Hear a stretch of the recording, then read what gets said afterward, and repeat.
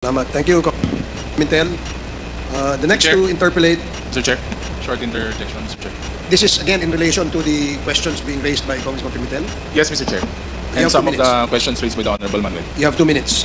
Thank you, Mr. Chair. Magandang hapon po, Mr. Chair. Magandang hapon, former President Rodrigo Duterte. Naiintindihan po natin na, of course, the former President, when he was mayor, when he was President, hindi po naman talaga niya i-micromanage yung mga betting, yung mga validation, yung mga numbers, yung accounting, ika nga. Pero were you aware, Mr. Chair, were you aware, former President, na nangyayari po lahat ng mga to sa mga human rights violations, sa mga EJK, saka parang papunta na sa bloody war on drugs yung mga nangyayari, Mr. Chair? Alam mo, sir, sabi ko, turo nga ako. Kung pumatay man ang pulis in the performance of duty, talagang dinidipinsahan ko yan. Pero kung itong mga pulis na abusado or into crime, into drugs, into kidnapping, sir, alam mo, sir, magtanong ka muna. Marami na akong pulis pinatay na gano'n. Na pagkatapos na huli sila, niyayari ko talaga. Kasi pag hindi ko ginanon, itong mga pulis na gago, may mga armas. And they can easily commit a crime na wala silang takot kasi civilian walang magawa. Kaya ako mainit ako sa mga abusadong pulis. Kaya sa Davao, yung mga abusado na pulis, ginawa ko talagang example o itawag nila in their lingo, example na pinatay ko talaga. Whereas masabi ko lang na kuminto kayo. And because I wanted my city peaceful. And the only way to do it is to deal first with the criminals na sa law enforcement. Before you can go after the criminals outside, go after the criminals sa police.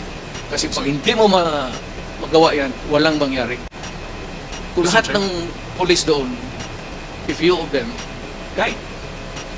Mr. Chair, do you still recall kung, Mr. President, sino po yung mga police na yun, mga scalawag na police, mga criminal na police? Hindi ko na maalala. Tuloy ko lang, Mr. Chair, last na lang po. Of course, the President, alam po natin, President po ay nasa umbrella, nandun po siya sa taas. And nasabi naman po niya, aware siya sa mga nangyayari, Mr. Chair. Ang ating pong Presidente, he's fondly called Tatay Digong. Madalas po yun yun po ang karaniwan na tawag po sa kanya. Siyempre po, pag ikaw po yung Pangulo, ang tingin po sa lahat ng nasasakupan, siyempre mga anak. Kami po yung mga anak ng tatay. It's made public. Alam naman po natin na there were human violations, extrajudicial killings, naging bloody po yung war on drugs nung mga nakaraan. Gusto ko lang pong tanungin na ano pong ginawa nung administration, Mr. Chair, Sir former President, nung nakikita na po natin na parang papunta na po doon, parang it was getting out of control, na nakikita na po natin na parang hindi na humihinto, dire-diretso na, parang marami na rin po nadadamay na hindi kasama po dapat talaga dun sa mga nangyari, Mr. Chair, former President. Alam mo, marami yan, sir.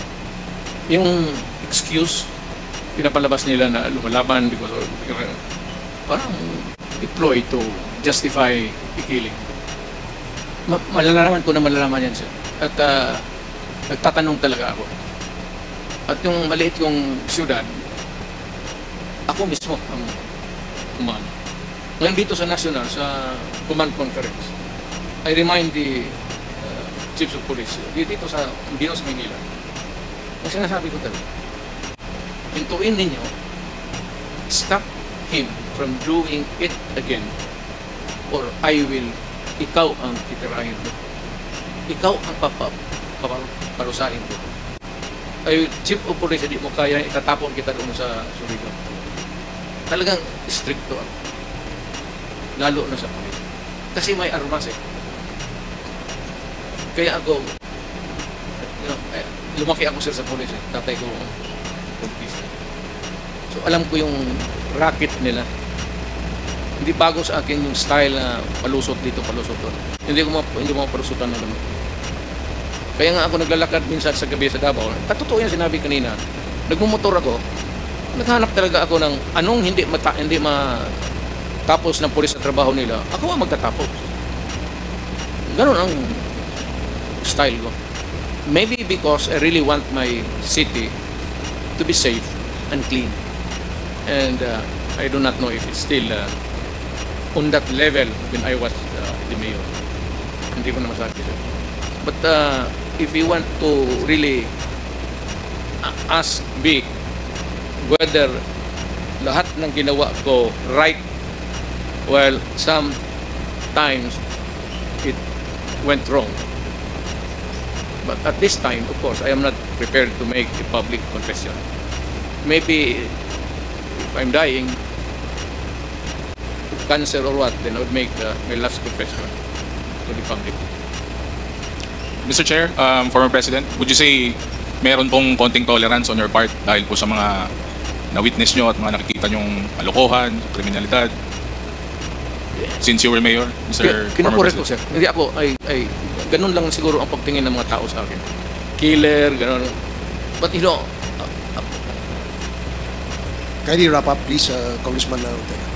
galing ako, sir, sa, well, religious school. Graduate ako sa religious, abogado ako. At ang dinibdib ko talaga yung law, sir. So hanggang batas lang ako. Hindi ako pwedeng lumabas ng batas. Sige, nakukurnihan kasi ako na magawa ka ng, when you can do it legally. Kasi kagaya nung sabi na yung sa prison na bakit ko ipapatay ang hiyawa na yun? Nandiyan na yung kulong. Mas better para sa akin, sir, to suffer in sa utak ko talaga. Mas mabuti pang makulong ka habang buhay dyan sa prison. Kasi death is a respite na tapos na. Hindi mo babayaran pag patay ka na eh. Magtiis ka dyan sa tulungan. Magkain ka dyan ng basura sa tulungan. Sige, okay. Thank you, Mr. Yeah, Chair. that's Thank it. you, former President. Salamat po. Thank you, Mr. President. We have kasi a list of those who want to interpolate. So if any of the members who would like to propound questions later, can you please call the attention of the committee secretary para